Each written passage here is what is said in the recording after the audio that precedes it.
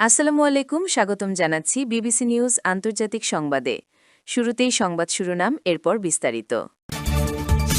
সাগরে বিপদে পড়া ভারতীয় নাবিকদের উদ্ধার করল পাকিস্তান নৌবাহিনী। কেরালায় মুখ্যমন্ত্রী হিসেবে কাকে বেছে নেবে কংগ্রেস? ১০০টিরও বেশি আসন লুট করে নিয়েছে বিজেপি, মমতা। দর্শক, এতক্ষণ শুনছিলেন সংবাদ শিরোনাম। এখন বিস্তারিত।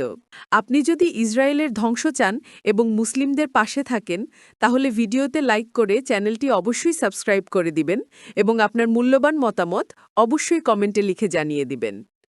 এখন বিস্তারিত। সাগরে বিপদে পড়া ভারতীয় নাবিকদের উদ্ধার করেছে পাকিস্তান নৌবাহিনী। এই ঘটনাটি সামুদ্রিক নিরাপত্তা ও মানবিক সহায়তার একটি গুরুত্বপূর্ণ উদাহরণ হিসেবে আলোচনায় এসেছে।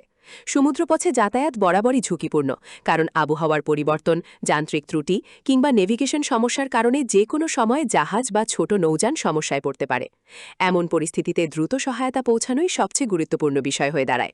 জানা গেছে, বিপদ সংকেত পাওয়ার পর নিকটবর্তী নৌ ইউনিট দ্রুত ঘটনাস্থলে পৌঁছে উদ্ধার অভিযান পরিচালনা করে এবং নাবিকদের নিরাপদ স্থানে সরিয়ে নেয়। বিশেষজ্ঞরা বলছেন, সমুদ্র কোনো একক দেশের সম্পদ নয়। এটি এমন একটি এলাকা যেখানে আন্তর্জাতিক সহযোগিতা ও পারস্পরিক সহায়তা অত্যন্ত জরুরি, কারণ যে কোনো দেশের নাবিক বিপদে পড়তে পারেন এবং তখন মানবিক সহায়তাই হয়ে ওঠে প্রধান অগ্রাধিকার। এই ধরনের উদ্ধার অভিযান শুধু জীবন রক্ষা করে না, বরং আঞ্চলিক সহযোগিতার ক্ষেত্রেও ইতিবাচক বার্তা দেয়।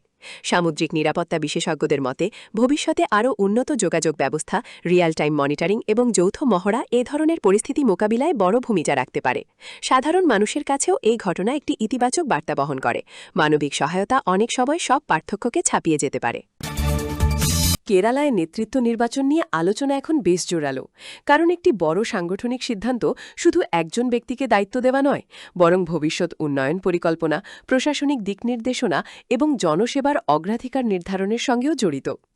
রাজনৈতিক বিশ্লেষকদের মতে, নেতৃত্ব নির্বাচনের সময় সাধারণত কয়েকটি বিষয়কে বেশি গুরুত্ব দেওয়া হয়: অভিজ্ঞতা, জনসংযোগ, প্রশাসনিক দক্ষতা এবং দীর্ঘমেয়াদী পরিকল্পনা বাস্তবায়নের সক্ষমতা। কেরালার মতো একটি শিক্ষিত ও উন্নয়নমুখী অঞ্চলে স্বাস্থ্যসেবা, শিক্ষা, ডিজিটাল অবকাঠামো এবং পরিবেশবান্ধব উন্নয়নকে বিশেষভাবে গুরুত্ব দেওয়া হয়। তাই নতুন নেতৃত্ব বেছে নেবার ক্ষেত্রে এই খাতগুলোর উন্নয়ন পরিকল্পনা গুরুত্বপূর্ণ হয়ে ওঠে। বিশেষজ্ঞরা বলছেন, বর্তমান সময়ে জনগণ শুধু প্রতিশ্রুতি নয়, বরং বাস্তবায়নযোগ্য পরিকল্পনা দেখতে চায়। তরুণ ভোটারদের মধ্যে প্রযুক্তি নির্ভর প্রশাসন, স্টার্টআপ উন্নয়ন এবং কর্মসংস্থান নিয়েও আগ্রহ বাড়ছে। নেতৃত্ব নির্বাচনের এই পুরো প্রক্রিয়াকে তাই অনেকেই একটি ভবিষ্যৎ রোডম্যাপ তৈরির অংশ হিসেবে দেখছেন। সাধারণ মানুষের প্রত্যাশা থাকে, নতুন নেতৃত্ব এলে যেন উন্নয়ন ধারাবাহিকভাবে এগিয়ে যায় এবং সেবার মান আরও বাড়ে। একটি বড় নির্বাচনী প্রক্রিয়ার পর ফলাফল নিয়ে ভিন্ন মত বা প্রশ্ন ওঠা নতুন কিছু নয়, এবং সাম্প্রতিক মন্তব্য ঘিরেও আলোচনার কেন্দ্রবিন্দুতে রয়েছে স্বচ্ছতা, প্রক্রিয়ার গ্রহণযোগ্যতা এবং ফলাফল বিশ্লেষণ। বিশেষজ্ঞদের মতে, বৃহৎ পরিসরের নির্বাচন সবসময় নানা দৃষ্টিভঙ্গি এবং ব্যাখ্যার জন্ম দেয়, কারণ এতে একাধিক পক্ষ, অসংখ্য পর্যবেক্ষক এবং বিশাল ভোটার অংশগ্রহণ জড়িত থাকে। ফলাফল ঘোষণার পর অনেক সময় বিভিন্ন পক্ষ নিজেদের পর্যবেক্ষণ তুলে ধরে, যা জন আলোচনার অংশ হয়ে ওঠে। তবে বিশ্লেষকরা বলছেন, সবচেয়ে গুরুত্বপূর্ণ বিষয় হচ্ছে প্রাতিষ্ঠানিক কাঠামোর প্রতি আস্থা রাখা এবং প্রয়োজন হলে আনুষ্ঠানিক প্রক্রিয়ার মাধ্যমে যে কোনো প্রশ্নের সমাধান খোঁজা।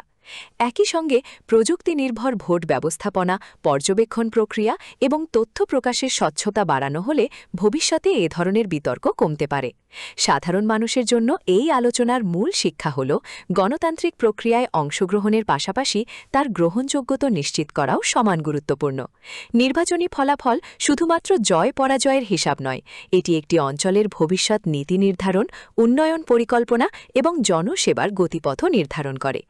আপনি কি মনে করেন, নির্বাচন প্রক্রিয়াকে আরও স্বচ্ছ ও কার্যকর করতে প্রযুক্তির ব্যবহার আরও বাড়ানো উচিত? আপনার মতামত কমেন্টে জানান।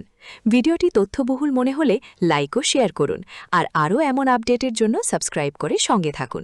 ধন্যবাদ।